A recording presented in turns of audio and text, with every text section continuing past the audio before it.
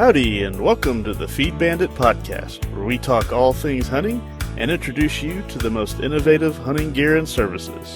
Here are your hosts, Jimmy Byrne and Richard Kinchlow.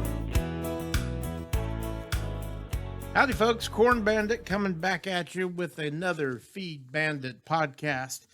Wanted to first and foremost, before we get things rolling here tonight, to apologize to all of our faithful listeners. I know we've been a little lax when it comes to getting these done, and we apologize. We've gotten your emails and your social media messages and whatnot, and we are sorry. We are getting back on the high horse, especially with the season being days away now. The dove season, that is, just really, really cool. So again, we are sorry. In an effort to prove on that, we're going to start right here, right now. One of the things I like to do, when the season's coming, or just really anytime really, is to read up on the sport that I love, and the animals that we pursue. And one of those obviously is going to be ducks. One of the articles that I found and I posted on our social media, I guess it was a couple of days ago, was an article by Ducks Unlimited. Their chief scientist, a gentleman by the name of Dr. Tom Mormon, apparently wrote did write a really nice piece on waterfowl, and it's titled "Are Waterfowl Migrations Changing?" And it really talks about a bunch of factors and whatnot that dictate when ducks decide to make the pilgrimage south, and where they decide to go, what pushes them. All kinds of major factors in here. So I've got this printed out, and I've read it about 20,000 times, and I seem to find something new every single time. So wanted to kind of go through this with you all tonight, and I think it's a really good piece. So go check it out. Again, it's entitled "Are Waterfowl Migrations Changing?" by Dr. Tom Mormon. And we've got on our website. So he's got it kind of broken up here, if you will, into major sections. The first one's called weather, and so I'm going to read little excerpts from it, and then we can talk about it. So really, he kind of talks about the effects of old man winter, is what he calls it, and how this really pushes all the birds north, and he's really saying in this that. He goes on to say, really, with the exception for a few species that are hardwired for more dependable long-distance migration, such as blue-winged teal, my favorite, waterfowl are adapted to migrate only as far as necessary for them to find food, water, open water, and places to rest. For some species, it may take several consecutive days of freezing temperatures and snow cover to push them south. While freezing temperatures and snow cover food sources, waterfowl linger. It's advantageous for them, big word, I guess they speak French, for them to reduce the risk of mortality from migration and remain closer to their breeding areas, especially for mallards and northern pintails. That was absolutely fascinating to me because, I was kind of under the impression that a lot of the puddle ducks, I knew that the teal, and I've always said that, the blue-winged teal being a puddle duck, that the first sign of cool weather, they're up and gone. In fact, just a couple of days ago here in North Texas, I think we were sitting somewhere about 5 o'clock at about 104, and it dropped to 77 with a substantial cold front and a thunderstorm. And I guarantee you some blue-winged teal blew down in that. From Canada, just kind of riding that cold front is kind of the way I like to look at it. So, I've always known that the blue-winged teal, they get an early start, they come into Texas, Louisiana, and then ultimately end up in South America. I also thought that the pintails, the mallards, the widgeons, and gadwalls and whatnot, being puddle ducks, that they were not as susceptible to that first early cold, but I figured that when there was a substantial cool down or snow or whatnot, they'd get moving. But according to the experts, that may not necessarily be the case. In fact, it sounds as though they're really only going to go as far as they need to, and of course that makes sense. It amazes me, some of these seasons where we have some we're covered up in ducks, like 2000, like last year, 2019 for me was phenomenal. I had a ton of ducks, both divers and puddle ducks, and it is amazing to me to think, I had that many ducks in my little area of Texas. You can imagine how many were north of me, right? Up in the other states where they didn't have to go as far. So I think that is really kind of an interesting deal he wrote here. He also wrote, in fact, recent research publications that model both climate and bird distributions indicate that by 2050, the core of mallard wintering ranges may extend from Nebraska eastward to the Great Lake regions. AKA, it sounds as though the mallards and the pintails may not have to go as far south because the winters are not as harsh. Obviously, that would be absolutely devastating for a lot of the big greenhead guys out there. For me, I've always been an equal opportunity killer. I'll kill just about anything. I prefer teal, but hey, whatever flies in my way will definitely be there. So. Very, very interesting. Something else and this really doesn't have anything to do with weather, but could definitely affect the bird population. I was reading an article. It was talking about Canada and Canada not letting. This is a horrible summation, but the Canadian government wasn't allowing hunters in, or wasn't allowing people into Canada because of COVID, not necessarily hunters. So they were saying that a lot of the folks that go up to Canada to eat the syrup and to wear plaid and talk like this, and to shoot a lot of waterfowl weren't going to be doing that this much. They were talking about the Dakotas being absolutely jammed with hunters this year. So it'll be interesting to see if that comes to fruition. And one of the things he talks about here is pressure, and the fact that the birds will definitely react to pressure and they will get the heck out of there if they feel it. So the next subtopic we have here is called landscape change and variation, and he basically goes on to preach the story of the ducks and loon that's been saying since their creation, that the past 200 years the loss of habitat, wetlands, has just been absolutely horrendous. Of course, as we all know, waterfowl organizations like Ducks Unlimited and Delta Waterfowl are doing everything in their power to restore wetlands. Obviously, that is such a key issue for us as hunters, because you got to conserve the bird that you shoot. A very, very interesting little piece here. You'll have to excuse me. I'm trying to read here and talk at the same time. But one of the largest areas that he mentions in here, the wintering ground that's really been devastated, is the coastal Louisiana area. And it says perhaps the most discouraging loss of wetlands important to wintering waterfowl have been in coastal Louisiana, where more than 40% of the state's approximately 3 million acres of marsh has disappeared over the past decades. Large portions of remaining coastal wetlands have been invaded by non-invasive plants, including, I have no clue, Hayachikta and giant salvia, which is not a good food resource for the ducks. It goes on to talk a little bit about as an example of Louisiana suffering, the resident mottled duck, which is like a black-looking duck that's native to Louisiana and Texas, hadn't been there the past couple of years, and they're talking about the decline of that species being because of this habitat loss. I'd be really honest. In my opinion, if there's going to be a habitat issue, probably the best place to have it is going to be in Louisiana and Texas. And I say that because there are so many avid hunters and waterfowlers in those two states combined that I am confident with with a little bit of help and a little bit of luck, we can certainly do some great things to restore those wetlands, because obviously Southerners in general, but Texans, Louisianans, we really appreciate and we value tremendously those wildlife resources. So I've had to guess, I'd say there'd be some folks that may be a little a little bit upset about that piece. But he's a doctor, so I guess he knows what he's talking about, right? They also go on to talk about how not only have millions of wetlands been destroyed, but a lot of other wildlife habitats have been converted to agriculture. Obviously, that's kind of, as I always say, a double-edged sword, right?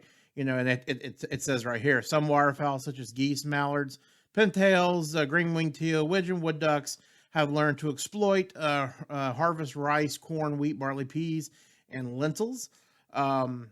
Obviously, that's been a gigantic food source for them, and that's why a lot of places such as Lubbock, home of the Texas Tech Red Raiders, and in Amarillo have become so popular, or have always been so popular, waterfowl destinations because of the corn and winter wheat and the other cereal grains, as they say, they've got up there, and it's become very, very popular up there. But they're saying that, I guess, that some of these ducks can't really adapt to them. In fact, I would have to say that probably the diver ducks obviously would not be affected by that because they're not. I guess not really what they choose to eat per se. So, moving along here, and let's see. It talks more about seed eaters. Yeah, so it also talks, and this isn't very good news for us down here in the South, but it says farther north there have been significant increases in the amount of corn agriculture, particularly in North and South Dakota, Iowa, Nebraska, and Minnesota. Not historically a common crop in North Dakota. Today, corn is grown as far north as Manitoba, thanks to developments of varieties that mature faster in shorter, cooler growing seasons. In recent years, there have been up to 55 million acres of corn planted in the Mississippi River Basin, with millions of acres harvested wheat, barley, sorghum, and other landscape. Abundance of waste grains is available to migrating waterfowl, especially if it's not covered in snow. So what he's basically talking about there is that, again, going back to what he originally started with, is the fact is that if the ducks and the geese don't have to go south all the way to Texas coast or into Mexico, wherever it may be, they're not going to need to. And they're talking about the change in these agricultural practices in some of these, I call them square states, okay, that South Dakota, North Dakota, Kansas, Minnesota, and whatnot, that the birds, instead of having to fly, I'm just throwing out a number here, 5,000 miles, they only have to fly 400 miles. Because they got everything they need there. So obviously that's potentially going to be an issue for us down here in the South. The next topic here is weather and landscape interactions. And let's see here. It says changes in the amount of types of crops and the trend towards warmer winters are likely enabling waterfowl to winter further north or at least delay the fall migration. I can tell you an example of that. We were speaking to our friends at Lifetime Decoys. I think it was last year, talking about. In fact, I think maybe it was the end of this year, actually, or excuse me, the end of last year. Talking about the duck migration and whatnot, and those guys are real big coastal hunters on the Texas coast. And of course, as we all know, when you think of the Texas coast, what species do you think of primarily? What's the redhead? The redheads, being a diver duck, they love those marshes and whatnot along the Texas coast. And he was talking about how because we just didn't have that cold air to bring those redheads down all the way down there. That is, they just didn't have any. They just weren't there, and they normally show up in the thousands. So that was definitely a weather caused issue.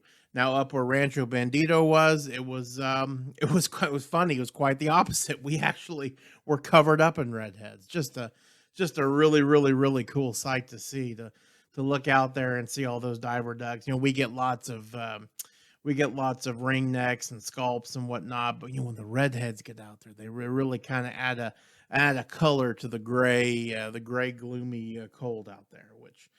Given today. Well, today was 93, so it wasn't that bad, but I sure like to think about that gray and cold days on hot days such as this. So the next topic is wetland restoration.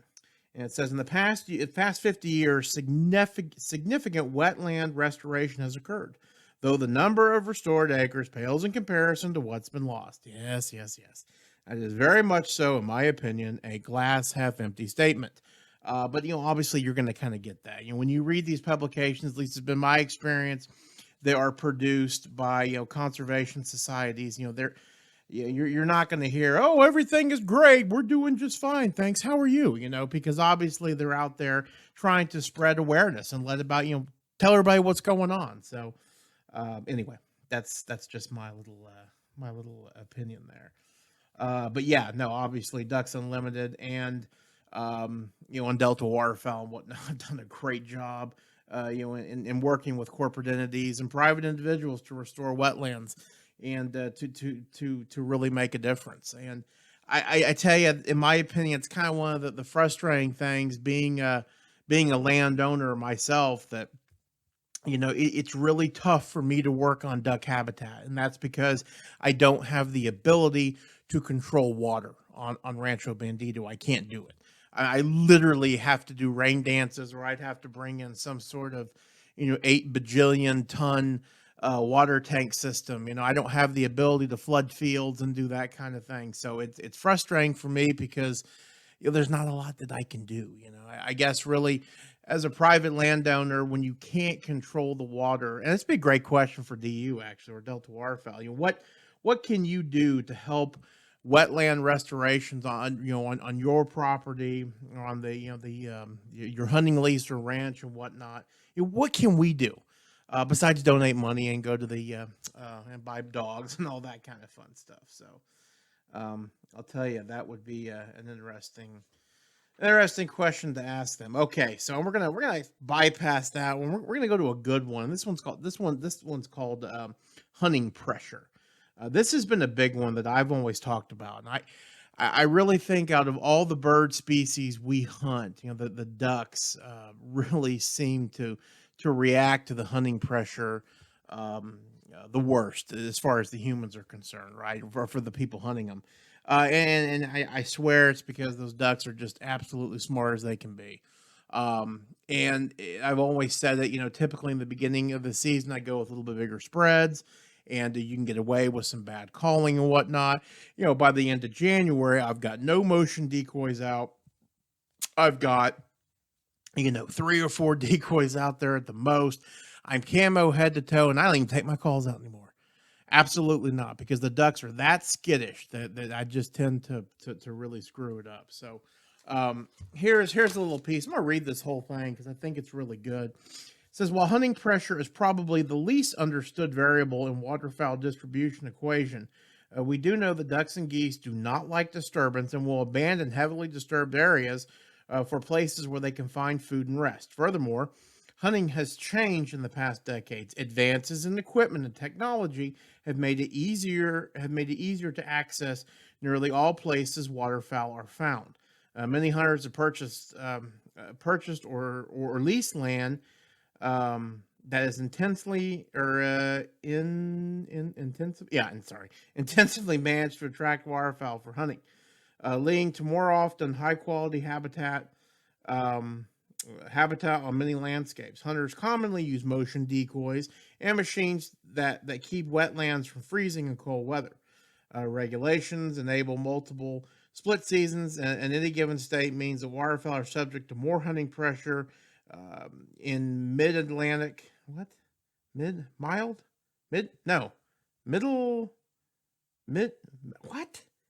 have no idea what that is. I think it's mid-Atlantic, but that doesn't make sense. And southern states. The effect of this interaction of these variables are poorly understood. However, the surest way to lower the quality of hunting in your favorite duck holes is disturb the birds too often. Ducks will simply not tolerate intense disturbance while will readily relocate to other areas, sometimes far away. Boy, oh boy, that is so true. I have, when I'm at Rancho Bandito in the winter for extended periods of time, especially during the dry years, it's tough because, I'm really limited on where I can hunt. And I know that, if I go down there and I shoot that tank, one morning, and if I say, oh gosh, I'm gonna go back the next morning, I'm looking at least a half. The hunt will be half as good. Now that is unless I've got a cold front coming through, things of that nature. So you really got to be disciplined. You don't want to shoot all those ducks out, because I believe, especially early in the season, that if you get a shot at if you day one, okay, and it's earlier in the season, and you've had some birds come in and you missed it, or you shot too early or whatnot, regardless, they left. I believe that they'll come back that following day, so long as everything's right, and of course they haven't been pushed out further. But if you continually beat up that water and you're constantly there, that is definitely an issue, obviously. Let's see here. The next topic talks about the annual waterfowl production. I'll summarize it for you. Basically, it says it says to achieve. Well, I'm actually not gonna. I'll read it to you. To achieve greater satisfaction from your hunting season, my best advice is to temper your expectation based on the waterfowl breeding populations, and then temper your expectations further based on fall and winter weather to the north of your blind. Yeah, so basically what he's talking about is, when we all, and I think a lot of waterfowl hunters, myself included, will look at the numbers and say, oh, the mallards are up this year, and you kind of get giddy and excited, thinking, oh my gosh, well, we're gonna have a bunch more mallards. Well, of course that doesn't necessarily mean you're gonna have more mallards on your tank or on your lake that you're hunting. Really, when it all boils down to it, he kind of concludes, and that basically he says the waterfowl are very adapted to exploit highly variable environments, and that is part of what makes them such a worthy quarry. For those of us who love to pursue ducks and geese, the best way forward is to provide quality habitat, minimize disturbance as much as possible, and hope for some help from Old Man Winter.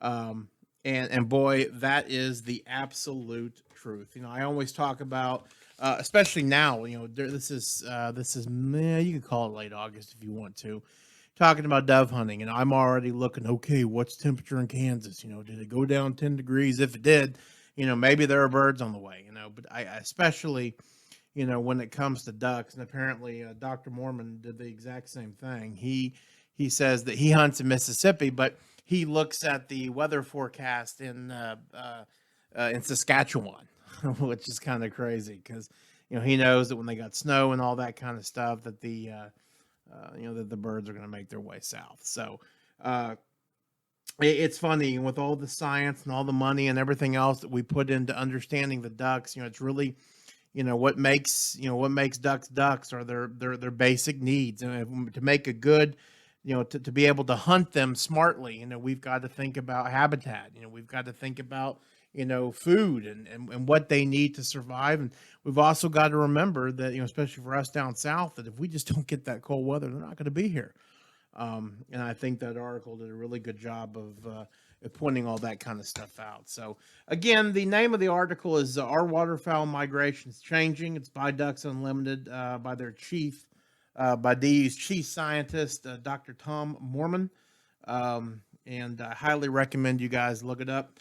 You probably can read it instead of listening to my jibber jabber, but anyways, another great article, and looking forward to a great dove season. Spring teal season's coming up darn near a month from now, which I just cannot even tell you how excited I am. I'll be going to Rancho Bandito here shortly, and I am hoping that my main tank is not completely dried up to where it's going to make it very difficult to go after one of my favorite quarries. I absolutely love teal. They are a treasure, and the early teal season is just an absolute ball. So we'll be talking more about that here in the coming weeks. So anyways, folks, that is it for me tonight. Thank you all so much for your continued listenership. We really appreciate it. And as always, folks, support your local feed store. Thanks for listening to the Feed Bandit podcast. If you like what we discuss on the show, be sure to sign up to our email list to get even more killer hunting ideas, tips, tricks, and exclusive deals on innovative hunting gear and services delivered straight to your inbox. Sign up over at feedbandit.com or simply by texting the word bandit to 33777. See you on the next one, and remember, support your local feed store.